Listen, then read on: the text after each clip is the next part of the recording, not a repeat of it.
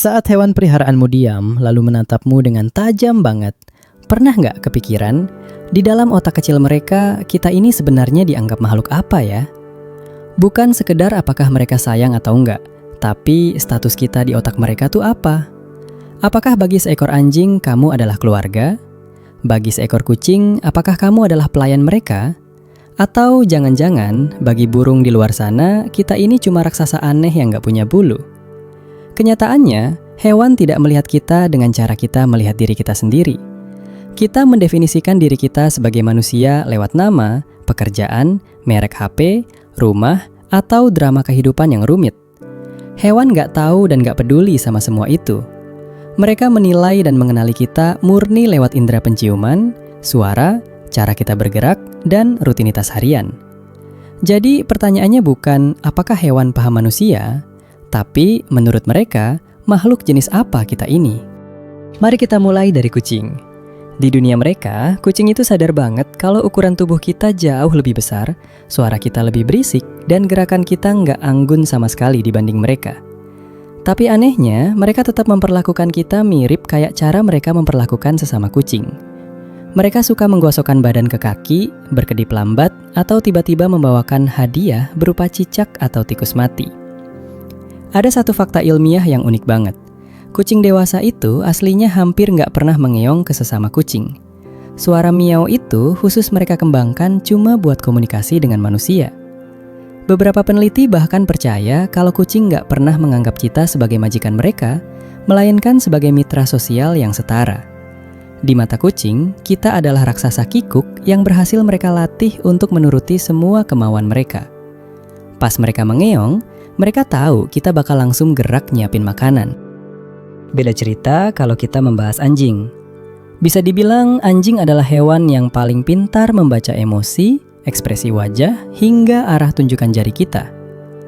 Anjing tahu kok kalau kita bukan spesies mereka. Bentuk dan bau kita jelas berbeda. Tapi hal itu nggak membuat mereka merasa terpisah dari kita. Bagi anjing, kamu adalah bagian dari kelompok mereka. Kamu adalah pelindung, teman bermain, dan sandaran emosional mereka. Itulah alasan kenapa anjing bakal heboh banget pas kamu balik ke rumah. Bagi mereka, kepulanganmu itu bukan hal biasa, melainkan sebuah reuni yang sakral. Di dalam pikiran seekor anjing, manusia adalah anggota kelompok berkaki dua yang jalannya tegak, kemampuan penciumannya payah banget, tapi punya kekuatan ajaib untuk memberikan makanan, rasa aman, dan kasih sayang. Sekarang coba kita lihat dari sudut pandang kuda. Kuda adalah hewan buruan di alam liar, jadi insting mereka kuat banget buat membaca bahasa tubuh.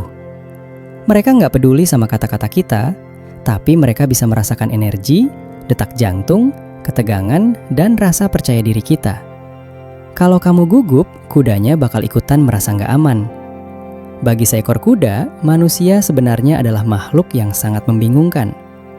Secara fisik, kita punya mata di depan wajah dan berjalan langsung mendekat layaknya ciri-ciri dari seekor predator atau hewan pemburu.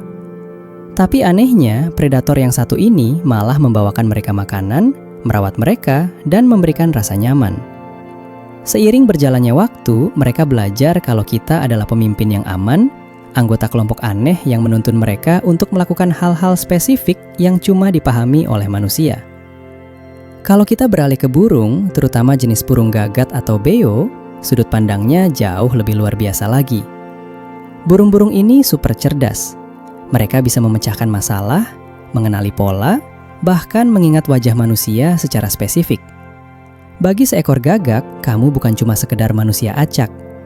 Kalau kamu pernah berbuat jahat atau mengancam mereka, mereka bakal mengingat wajahmu sampai bertahun-tahun. Bahkan mereka bisa ngegosip dan ngasih tahu gagak-gagak lain di kawasannya untuk ikutan menandai dan membenci kamu.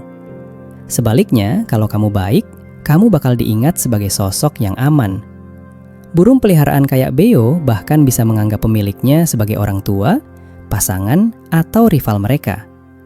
Di mata burung, kita adalah makhluk raksasa tanpa sayap dengan suara aneh, tapi kita memegang kendali penuh atas pintu, saklar lampu, dan pasokan makanan.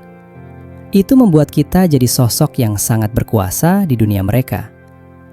Lalu gimana dengan hewan yang hidup di sekitar perkotaan atau alam liar? Tupai, merpati, atau kucing liar, mereka nggak peduli sama kepribadian atau apa pekerjaan kita. Di mata mereka, kita ini cuma bagian dari lingkungan sekitar, ibarat pohon berjalan yang sesekali nggak sengaja ngejatuhin makanan sisa. Bagi hewan seperti tikus atau rakun, mereka melihat kita sebagai pemilik tempat sampah. Seluruh peradaban manusia yang kita bangun ini mungkin di mata mereka cuma sebuah sistem rumit yang diciptakan untuk memproduksi makanan sisa yang enak. Sementara itu, hewan laut punya versi yang berbeda lagi. Lumba-lumba yang penasaran mungkin melihat kita sebagai jenis perenang yang aneh, lambat, kaku di air, dan butuh banyak alat aneh cuma buat napas. Sedangkan bagi paus yang ukurannya raksasa, manusia itu kecil banget. Mirip burung kecil di sebelah gedung bertingkat. Tapi mereka tahu kita rapuh, makanya paus sering banget bersikap lembut kalau ada manusia di dekat mereka. Dari semua ini, ada satu kesimpulan yang menarik. Hewan sebenarnya tidak pernah memahami kita sebagai sebuah spesies, melainkan sebagai sebuah pola kelakuan. Mereka mempelajari apa yang biasa manusia lakukan. Anjing belajar kalau bunyi kunci rumah berarti kita mau pergi. Kucing belajar kalau suara kaleng dibuka artinya makanan datang. Burung gagak belajar wajah mana yang harus dihindari. Hewan tidak pernah bertanya secara filosofis, manusia itu apa sih? Dengan cara mereka sendiri, mereka cuma bertanya, apa yang biasanya dilakukan oleh makhluk raksasa ini? Kita sebagai manusia seringkali merasa sebagai tokoh utama di bumi ini karena punya karir, politik, tren, dan mimpi-mimpi yang besar. Padahal hewan-hewan di sekitar kita nggak peduli sama itu semua. Mereka cuma fokus untuk bertahan hidup. Tanpa kita sadari, mereka selalu memperhatikan kita jauh lebih dekat dari yang kita bayangkan. Setiap momen, suara, dan pilihan kita sedang mengajarkan sesuatu kepada mereka. Kita selalu memberitahu mereka makhluk seperti apa kita ini, bukan lewat kata-kata, melainkan lewat tindakan nyata. Karena pada akhirnya, kelakuan adalah satu-satunya bahasa yang benar-benar mereka pahami. Jadi, sudahkah kita menjadi makhluk yang baik di mata mereka hari ini?